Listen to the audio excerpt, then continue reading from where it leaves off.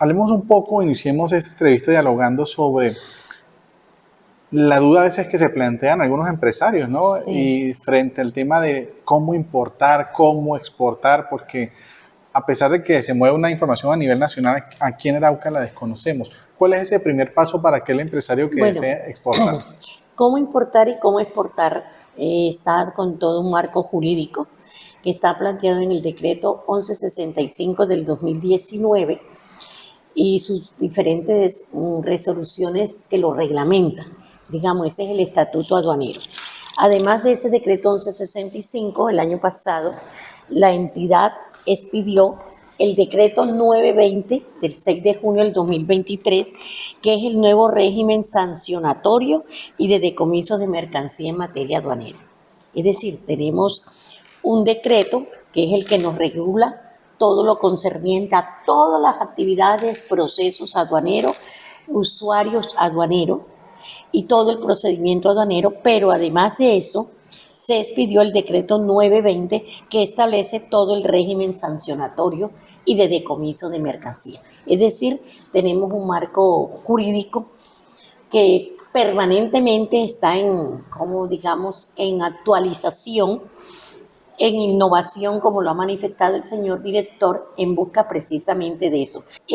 Ahora, en cada zona de Colombia encontramos diferentes niveles del desarrollo, digamos, del proceso aduanero, porque todo depende de las circunstancias económicas, sociales y hasta políticas de las regiones que inciden en este proceso, en estas actividades de tipo aduanero. Recuerden que es la entrada y salida de mercancía de tipo extranjero. Entonces, todo esto tiene un marco incluso hasta internacional y de política internacional. Pero tenemos el marco normativo, pero se ve permeado por estas otras variables. ¿Qué pasa en las zonas de frontera de Colombia? Pues hay unas fronteras de Colombia, entre esta la de Arauca, la de Cúcuta, y sobre todo las que están con el país vecino de Venezuela, la de La Guajira, que por las circunstancias nosotros conocemos políticas sociales y económicas entre Colombia y Venezuela, digamos, llevó a un rompimiento de relaciones diplomáticas y políticas y obviamente también de nuestras economías. Y vemos cómo en cada una de estas regiones el nuevo gobierno ha hecho todos los esfuerzos con el fin de ir dinamizando este comercio. Para el caso de Arauca, por ejemplo, después de estar durante muchos años cerrada la frontera, por fin hay una apertura de frontera para la entrada y salida de los, digamos, venezolanos y de los colombianos llegar a Venezuela, pero para el desarrollo del comercio también está abierta la frontera, pero se están haciendo todos los esfuerzos con el fin de dinamizarlo, porque de verdad que la economía, sobre todo la venezolana, fue bastante golpeada, y por parte de los productores y exportadores colombianos todavía existen algunas, digamos, muchas dudas con respecto a quién venderle a Venezuela, cómo recibir esos pagos y cómo sería el comercio. Pero el marco jurídico está, porque es el mismo para todas las regiones. Y la Cámara de Comercio Colombo-Venezolana el año pasado hicieron unos encuentros. Nosotros como DIAN asistimos a Guasdualito con los comerciantes de Arauca y se empezaron a hacer los primeros acercamientos. Pero no es como planteaban algunos comerciantes de allá de venezolanos, que es déjenos pasar nuestra mercancía a Colombia y déjenos traer de allá. No, porque para eso tendrían que establecerse un régimen aduanero especial y ya eso corresponde a ambos gobiernos celebrarlo, llevarlo a cabo. Mientras no se dé ese régimen aduanero especial, tenemos que trabajar bajo el régimen aduanero ordinario, que es un proceso de importación. Simplemente se está haciendo por el puente es el control de la canasta familiar, que le está permitido llevar una cantidad de mercancía que pertenezcan a la canasta familiar y que, digamos, corresponda a la naturaleza de la mercancía que describe esta norma y a una cantidad en pesos colombianos que no supere su valor. Bueno, director, y ese tema que usted acaba de tocar precisamente, ¿no? De esa intervención que ustedes hacen al evidenciarse o este tipo de mercancías que se movilizan sobre el río Arauca, ¿cómo entran ustedes, ¿no? Para determinar que se trate de un producto que no cuenta con su documentación? ¿Cuál es ese producto que más está siendo Bueno, movilizado de forma ilegal? nosotros hemos sacado varios folletos. Mira, aquí tenemos uno que era la canasta familiar, folleto pedagógico que lo distribuimos. Tenemos otro que es la aprehensión y el decomiso de mercancía, con el decreto 920, que fue el que le dije que es el sancionatorio. A raíz de la expedición de este decreto se sacó este folleto, en el cual le explicamos cuáles son los documentos soporte. Y qué bien que me lo haya preguntado porque sirve para difundirlo, que cuáles son los documentos que amparan el ingreso de la mercancía de procedencia extranjera a territorio aduanero nacional. Está la declaración de importación. Si a usted le traen celulares, camiseta, zapatos y todo es de origen extranjero, vestido, otras prendas de vestir, telas, camisas, camisetas, debe traer esa mercancía, debe venir amparada con una declaración de importación.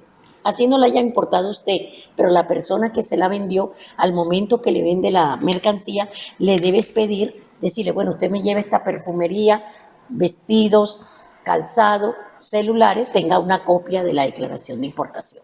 Si usted la trae y se le acerca algún funcionario de la DIAN, y más que todo aquí, en este caso en Arauca, es la Policía Fiscal y Aduanera, porque ella es la que actúa en las carreteras y en el puesto de control que tenemos en Tame, ¿qué le va a pedir? Mercancía extranjera, primero verifican que sea de origen extranjero, porque si usted trae un par de zapatos, marca nacional, no tienen por qué pedirle ningún documento soporte. Entonces simplemente trae su mercancía.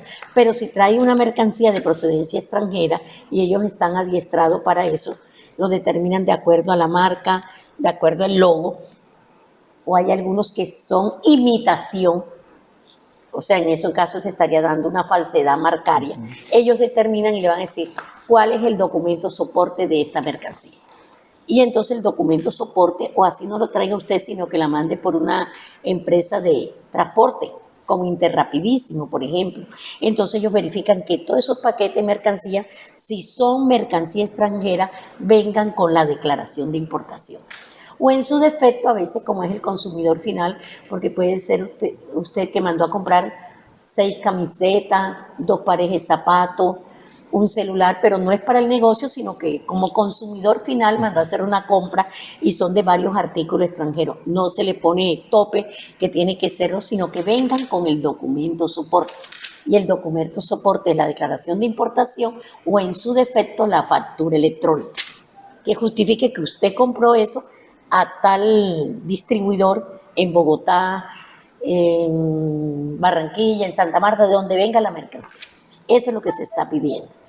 Director, a propósito de este mismo tema, ¿no? Del cual pues nos podría dar mucho de qué hablar, ¿cuál es ese producto que está entrando más a Colombia de forma ilegal? Que Bueno, ustedes han detectado. por la carretera, que es la que viene de Bogotá hacia acá, porque es que hay varias fuentes de lo que es el contrabando en Arauca. Hay un contrabando que viene directamente de Venezuela. Ese contrabando que viene directamente de Venezuela, carnes, queso, que es lo que más se aprende de allá hacia acá, e incluso caballos. El año pasado, este año no hemos aprendido caballos, el año pasado se aprendieron caballos. Carne ya que viene para distribuir, para la venta, y por la forma en que ingresa o la declaración que da la persona que la trae en el transporte, se determina que es de procedencia venezolana. Y en ese caso la DIAN la hace la aprehensión y nos toca hacer la correspondiente desnaturalización o destrucción de ese tipo de mercancía. Primero porque no viene con las reglas de sanidad y es un artículo de contrabando, porque para traer carne de un país a otro debe cumplir un protocolo de importación y además de sanidad. Entonces ahí no solamente interviene la DIAN, sino que también interviene el ICA. Okay. Y entonces, ¿se está trayendo mucha carne de Venezuela? Sí, carne y queso o ganado en pie y el ganado equino, que encontramos una cantidad de caballos que se trajeron de Venezuela y que lo pasan por acá por el río y que luego siguen en unos camiones hacia Bogotá que van para los frigoríficos. Y son caballos que vienen en muy mal estado y de acuerdo al concepto que dan, vienen con enfermedades, con peste. Entonces hay que hacer, digamos, la aprehensión de esa mercancía y luego la destrucción. Director, y con ese ganado en pie, ¿qué se hace? Entendiendo que hay una protección, ¿no?, para ese animal. Bueno, cuando se hace la esa es aprehensión. una protección. En ese momento, si es a mí no me ha tocado, desde que estoy acá no se ha mermado, no hemos cogido ganado en pie, sino la carne ya para comercializarla. Que vienen sin ninguna protección, envuelta, tirada en un camión, sin refrigeración. Lo mismo con el queso. ¿Cuál es un aproximado de toneladas incautadas el año anterior, por ejemplo? Incautamos en una ocasión 80 toneladas, 60 toneladas, tanto de carne como de queso. Una cuestión que nos toca correr, porque es recibirla y rápidamente avisar a Bogotá para que se haga toda la logística para la desnaturalización de esta mercancía, porque no se puede. Este tipo de aprehensiones a la DIAN lo que le causa es gasto. Porque yo le digo a eso, plata buena para invertirla en plata mala. Es una mercancía que se aprende, pero que hay que destruirla. Y la DIAN tiene que pagar el transporte, entregarla a la bodega y pagamos almacenamiento. Los 2, 3 días que dure ahí. Luego tenemos que llevarla al relleno sanitario. Y eso es pagarle al relleno. Es decir, la DIAN invierte en ese proceso logístico. Se invierte 15, 20, 30, 40 millones. Invierte el Estado como una forma de luchar contra el contrabando, cogerlo y desnaturalizarla, porque salvo que estuviesen algunas condiciones de salubridad que nunca lo están porque vienen fortuitamente escondidas, es que se podrían donar. Donamos el año pasado, por ejemplo, a la cárcel unos cocos, una cantidad de cocos que nos llegaron y se hizo la correspondiente donación. Esto es lo que respecta a productos perecederos. Hay otra clase de mercancía, esa no llega de Venezuela, por obvias razones. Venezuela no tiene su aparato productivo trabajando ahora en mercancía que nos llegue de allá para acá. Hay una idea de los comerciantes de Guadualito que les entran televisores, electrodomésticos y quisieran vender Arauca. Pero como les expliqué, no es que se les dé una autorización y entren, tienen que importarlo y pagar sus impuestos como debe ser. Y ellos pretenden, para reactivar su comercio, es que llegue, pero si no hay ese convenio, nosotros no lo podemos autorizar. La respuesta que le dimos, hagan el proceso de ellos hacia acá exportar y nosotros hacia acá importar el que le vaya a comprar a Venezuela. Tenemos a cargo los 7 municipios del departamento de Arauca, más el municipio, o sea, donde tenemos jurisdicción tributaria y aduanera. Los 7 municipios del departamento de Arauca y el municipio de Cubará, en Boyacá. Son 8 municipios bajo nuestra jurisdicción. Situación que se nos vuelve, y los 2 años que pasaron fueron electorales, que fueron de bastante situación y movimiento político y alteración del orden público, situación que se nos torna a nosotros difícil por nuestra capacidad operativa. Sin embargo, este año, aprovechando que no están esas vehemencias electorales, vamos a tratar de llegar a todos los municipios con el RUT, actualización, inscripción, charla, conferencia y contacto con las autoridades locales, como los alcaldes, los personeros, las secretarías, y en eso estamos. Directora, bueno, ya hemos hablado de este paso por el puente internacional José Por Antonio ahí, Páez, único paso autorizado. pero tenemos también ese punto en el municipio de Tame, Los Naranjitos, que comunica con otros departamentos, donde ahí también se hace un gran número de incautaciones por parte de la Polfa. Es un punto bastante álgido para ustedes estar muy pendientes. Sí, que fue donde el año pasado explotó una bomba, ahí cerca, a unos metros. Ese es el punto, digamos, la carretera acá ya de ingreso, otros puntos, pero ese es el principal punto. Ahí es donde tenemos permanentemente un puesto de control con la policía fiscal. Ahí también se han dado muchas incautaciones. Muchas incautaciones de todo tipo de elementos, como digo, dentro de un debido proceso, porque se aprende la mercancía, se entrega y hay un periodo en que la DIAN no puede decir ya es mía, sino que espera. Si interponen el recurso con los debidos documentos, pues esa mercancía se evalúa el recurso, se falla el recurso y se devuelve. Pero en caso que se determine que no cumple, la mercancía queda a disposición del Estado. Pero ese es nuestro punto, digamos, de batalla principal, porque por ahí es donde entran las empresas y por ahí es donde podemos detectar ese contrabando que viene de otras ciudades, que es mercancía que ya entró a Colombia posiblemente de contrabando. Directora, muchas gracias por esta entrevista y más adelante esperamos seguir hablando con usted del tema del RUT, de impuestos y otros temas. Sí, ya le hablaremos de cómo nos va en Saravena, pero la vamos a hacer en abril, después del 15 de abril, y esperamos que sea un éxito allá porque es la primera vez que vamos a llegar, la DIAN como equipo, por lo menos la mitad de la DIAN se queda en Arauca y la mitad llega allá, porque esperamos a través de Saravena impactar otros municipios y hacer unas acciones efectivas.